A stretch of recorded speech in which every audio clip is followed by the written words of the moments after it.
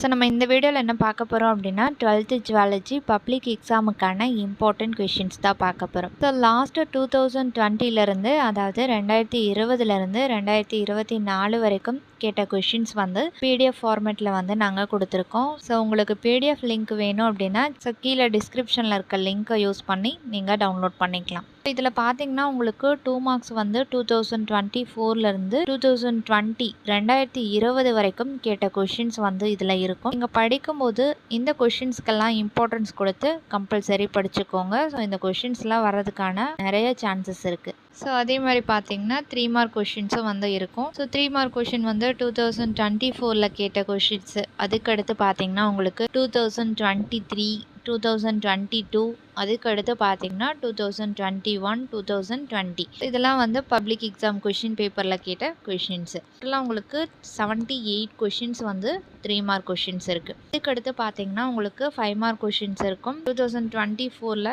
கேட்ட கொஷின்ஸு. அதுக்கடுத்து பார்த்தீங்கன்னா உங்களுக்கு 2023, 2022, அதுக்கடுத்து 2020.